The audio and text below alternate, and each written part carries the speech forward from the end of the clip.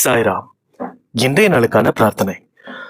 வெறுமையும் ஏமாற்றமும் வாழ்க்கையை நிறைத்திட, தோல்விகள் தொடர்கதையாய் தொடர்ந்து நடத்திட, பிரச்சனைகள் பின்தொடர்ந்து பயத்தினை விதைத்திட, ஏதோ ஒரு மூலையில் நிரம்பி வழிகின்றது விடாமுயற்சி பிரகாசமாய், நம்பிக்கை நட்சத்திரமாய். முயற்சிதான் பார்ப்போமே, முயற்சித்துதான் பார்ப்போமே. இந்த ஒரு வழியில் நாம் அனைவரும் இந்த ஒரு பிரார்த்தனையை செய்துதான் பார்ப்போமே. நிச்சயமாக நம்முடைய சாயப்பாவின் செவிகளுக்கு எட்ட வேண்டிய நேரத்தில் எட்டும். அதன் மூலமாக இருக்கக்கூடிய எல்லா பிரார்த்தனைகளும் நிறைவேற தொடங்கும். இந்த பிரார்த்தனைகளை யார் யாரெல்லாம் வைக்கிறார்களோ அவர்கள் எல்லாம் மிகுந்த நம்பிக்கையுடன் வைக்க வேண்டும். அந்த மிகுந்த நம்பிக்கை மட்டும்தான் உங்களுடைய பிரார்த்தனையை நடத்தி கொடுக்கக்கூடிய சாயப்பா பலம் பெற்று சக்தி பெற்று அதை நிறைவேற்றி தர மிகச் சிரமையுடன் கடமையுடன் சிரம் தாழ்த்தி கடமை பொங்கி அந்த பிரார்த்தனையை நிறைவேற்றம் செய்து கொடுக்கிறார். அந்த வகையில் இன்றைய நாளுக்கான பிரார்த்தனை என்னன்றதை பார்ப்போம். முதலாவதாக நாராயணன். இவங்களுக்கு ஹார்ட் பீட் ரெடியூஸ் ஆகிட்டே இருக்கு. இந்த ஹார்ட் பீட் ரெடியூஸ் ஆகுறதுனால, அதாவது ஹார்ட் பீட் இதய துடிப்பு கொஞ்சம் கொஞ்சமாக கம்மியாகிக்கிட்டே இருக்குன்னு சொல்லியிருக்காங்க. இந்த ஹார்ட் பீட்ன்றது ஒரு மனுஷனுக்கு எவ்வளோ முக்கியன்றது நம்ம எல்லாருக்குமே தெரியும். அப்படி இருக்கும்போது இந்த ஹார்ட் பீட் இல்லைன்னா இந்த மனுஷனோட சத்தமே நிற்கிறதுக்கான வாய்ப்பு நிறையா இருக்குது. டாக்டர்ஸ் நிச்சயமா அது ரொம்ப ஒரு கிரிட்டிக்கல் அப்படின்ற மாதிரி சொல்லியிருக்காங்க. இருந்தாலும் சாயப்பா அந்த இடத்துல ஒரு அற்புதத்தை நடத்தி அதிசயத்தை நடத்தி சாயப்பா அந்த ஹார்ட் பீட்டை நார்மல் பண்ணணும்னு சொல்லி சாயப்பா கிட்ட வேண்டிக்கலாம். ஒருவேளை அந்த ஹார்ட் பீட்டே கம்மி ஆச்சுனாலும் கூட, ஏன்னா எந்த விதமான கஷ்டங்கள் இருந்தாலும் அது எவ்வளோ பெரிய பிரச்சனையா இருந்தாலுமே சாயப்பா நம்மளுக்கு ஒரு பதிலையும் ஒரு விடுதலையும் அதுலேருந்து கொடுக்குப்பாருன்னு நம்ம எல்லாருமே நம்புறோம். அப்படி இருக்கும்போது இந்த ஹார்ட் பீட் ரொம்ப கம்மி ஆச்சுனாலுமே அதுக்கான ஒரு மெடிகேஷன்ஸ் என்ன இருக்கோ, மருத்துவருடைய அந்த ஒரு பரிந்துரை என்னவா இருக்கோ அதை சிறப்பாக நடத்தி கொடுத்து நிச்சயமா இவங்க ரொம்ப ஹெல்த்தியான ஒரு வாழ்க்கையை வாழணும்னு சொல்லி நம்ம சாயப்பா கிட்ட வேண்டிக்கலாம். அடுத்ததாக கவிதா. இவங்களோட அப்பா, இவங்களுக்கு இவரோட நேம் சின்ன தம்பி. இவங்களுக்கு ஏஜ் 89 89 வயது ஆகிறது. இவங்களுக்கு என்ன பிரச்சனைன்னு பார்த்தீங்கன்னா கண் எரிச்சல் ரொம்ப அதிகமாக இருக்கு. அது மட்டும் இல்லாமல் கண் பார்வை ரொம்ப ரொம்ப குறைஞ்சிக்கிட்டே போகுதுன்னு சொல்லியிருக்காங்க. அது மட்டும் இல்லாமல் சுகர் அதிகமாக இருக்கு, பிபி அதிகமாக இருக்குன்னு சொல்லியிருக்காங்க. இன்சுலின் எடுத்துட்டு இருக்காங்க. ஸோ இவங்களுக்கு கண்ணில் எந்த விதமான பிரச்சனைகள் இருந்தாலும் சரி அதை சாயப்பா நீக்கணும்னு சொல்லி நம்ம சாயப்பா கிட்ட வேண்டிக்கலாம். எந்த விதமான கஷ்டங்கள் எந்த விதமான பிரச்சனைகள் அந்த கண்ணில் இருந்தாலுமே அது ரொம்ப பெரிய விஷயமா இல்லாமல் ஒரு சின்ன விஷயமா, ஒரு சின்னதாக ஒரு ஐ டிராப்ஸ்லேயே முடிக்கக்கூடிய ஒரு பிரச்சனையா அது மாறி சுலபமாக அது முடியணும்னு சொல்லி நம்ம சாயப்பா கிட்ட வேண்டிக்கலாம். அடுத்ததாக இவங்க சுகரும் ஹையாக இருக்குது, பிபியும் அதிகமாக இருக்குது, இன்சுலினும் எடுத்துட்டு இருக்காங்க. ஸோ சுகர் பிபி எல்லாமே இந்த வயசானவங்களுக்கு வரக்கூடிய ஒரு விஷயம்தான். அப்படி இருக்கும்போது அது எல்லாமே ஈக்குவலான ஒரு அளவில் இருக்கணும். அது மட்டும் இல்லாமல் இன்சுலின் எடுத்துட்டு இருக்காங்க. இன்சுலின் எடுக்க ஆரம்பிச்சிட்டோம்னாலே அது ரொம்ப ஒரு டேப்லெட்டை விட பார்க்கும்போது இன்சுலின் ஒரு நல்ல விஷயம்தான். ஆனாலும் அந்த வயசானவங்களுக்கு மாத்திரை மருந்துகள் ரொம்ப அதிகமாக இருக்க அவங்களுக்கு ரொம்ப டயர்ட்னஸ் அதிகமாகிட்டு இருக்கும். கூடிய சீக்கிரமே இந்த இன்சுலினையும் இந்த சுகர் லெவல் கம்மியாகி அந்த இன்சுலினையுமே ஸ்டாப் பண்றதுக்கான வழிகள் என்னென்ன இருக்கோ அதையும் சாயப்பா பண்ணி கொடுக்கணும்னு சொல்லி நம்ம சாயப்பா கிட்ட வேண்டிக்கலாம். இந்த நேரத்துல இது ஒரு பொது பிரார்த்தனையாகவும் வச்சுக்கலாம்.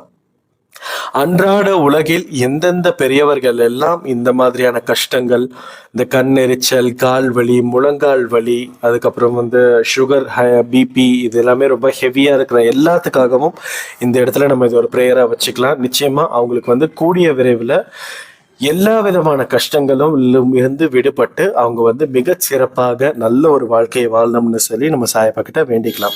அடுத்ததாக லோகநாதன். இவங்களுக்கு 42 வயசு ஆகுது. இவங்களுக்கு காது வலி இருக்குன்னு சொல்லியிருக்காங்க. ரெண்டாவது சுகர் இருக்குன்னு சொல்லியிருக்காங்க. காது வந்து வலின்றது இந்த மாதிரியான குளிர் டைம்ல வந்து எல்லாத்துக்குமே நிறைய வரக்கூடிய ஒரு விஷயம். ஸோ இந்த லோகநாதன்ற இந்த சாய்ராமுக்கும் இந்த காது வலியிலேருந்து சீக்கிரமாக அவங்க விடுதலை பெற்று அந்த வலி எதுவுமே இல்லாமல் நார்மலாக அவங்களுடைய லைஃப்பை வந்து வாழணும்னு சொல்லி நம்ம சாயப்பா கிட்ட வேண்டிக்கலாம். யார் யாரெல்லாம் காது வலியால் அவதிப்படுறாங்களோ அவங்க எல்லாருக்காகவும் இது ஒரு பொது பிரார்த்தனையாகவும் வச்சுக்கலாம்.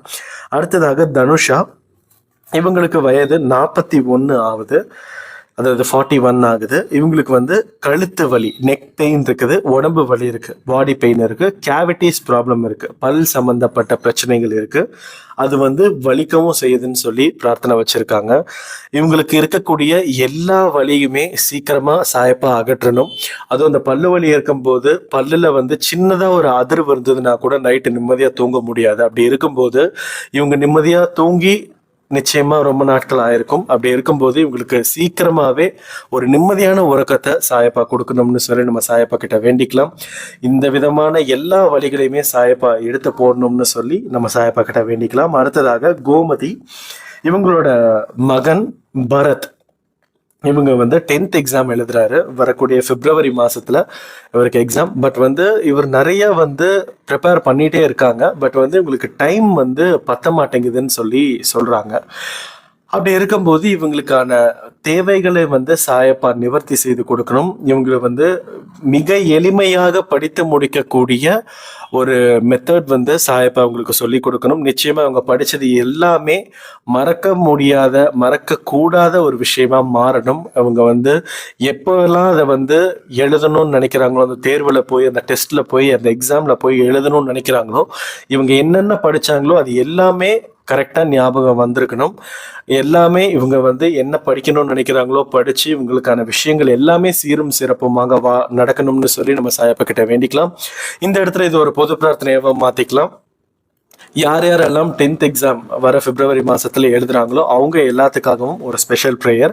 நிச்சயமா இந்த பரத்ன்றவரோட அவங்களோட ஃப்ரெண்ட்ஸ், அவங்க கூட படிக்கிறவங்க பசங்க எல்லாத்துக்காகவும் ஒரு ப்ரேயர் வச்சுக்கலாம்.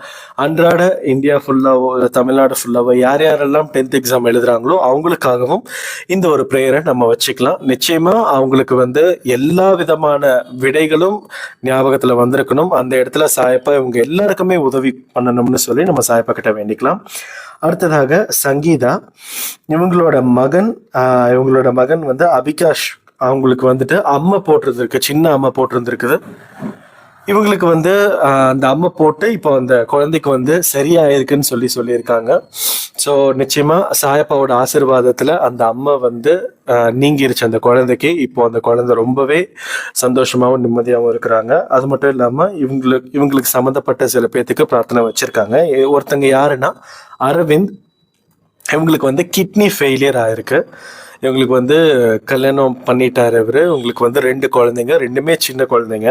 அப்படி இருக்கும்போது கிட்னி ஃபெயிலியர்னு வந்திருக்குது. இது நிச்சயமா அந்த குடும்பத்தை தாங்கி நிலைநிறுத்தக்கூடிய ஒரு பர்சன் இவர் தான். அப்படி இருக்கும்போது இவருக்கு இப்போ கிட்னி ஃபெயிலியர் ஆனதுனால இந்த குடும்பமே நிலைக்குலைஞ்சு போயிருக்கு. நிச்சயமா நிலைக்குலைஞ்சு போயிருக்கக்கூடிய அந்த குடும்பத்துக்கு சாயப்பா ஆறுதலையும் கொடுத்து அதற்கான விடியலையும் சாயப்பா கொடுக்கணும்னு சொல்லி நம்ம சாயப்பா கிட்ட வேண்டிக்கலாம். இவங்களுக்கு வந்து சீக்கிரமாவே ஆப்ரேஷன் பண்ண போறாங்க. இவருக்கு தேவைப்பட்ட இடத்துல சீக்கிரமா அந்த கிட்னி கிடைக்கணும். அந்த ஆப்ரேஷன் வந்து மிக வெற்றிகரமாக முடிச்சு அந்த ஆப்ரேஷனை வந்து நல்லபடியா வென்று வெளியில வந்து நிச்சயமா இவங்க குடும்பத்துக்காக இவங்க உழைச்சு இந்த குடும்பத்தை வந்து கரை சேர்க்கக்கூடிய மிகப்பெரிய கடமையை ஆற்றி இருக்கக்கூடிய ஒரு பெரும் பங்காளியாக இவர் மாறணும்னு சொல்லி, அதாவது பங்காளியில பங்கு அந்த ஒரு ஷேர் இவருக்கும் இருக்கணும் அப்படின்னு சொல்லி நம்ம ஒரு வேண்டுதல் வச்சுக்கலாம். நிச்சயமா இவங்களுக்கு தேவைப்படக்கூடிய அந்த ஆப்ரேஷனை வந்து சாயப்பா நல்லபடியாக நடத்தி கொடுக்குறோம்னு சொல்லி நம்ம சாயப்பா கிட்ட வேண்டிக்கலாம். அடுத்ததாக கந்தீபன் சொல்லி இவங்களுக்கு வந்துட்டு ரீசெண்டாக ஒரு ஆக்சிடென்ட் ஆயிருக்கு. இந்த ஆக்சிடென்ட் ஆனதுல என்னன்னா காலிலையும் நெஞ்சு பகுதியிலையும் அடிபட்டிருக்கு. அது மட்டும் இல்லாமல் இவங்களுக்கு ஏற்கனவே கேன்சரும் இருந்திருக்கு. ஸோ இவங்களுக்கு இருக்கக்கூடிய சூழ்நிலைகள் எந்த விதமான சவால்களான சூழ்நிலையாகவும் இருக்கக்கூடாது.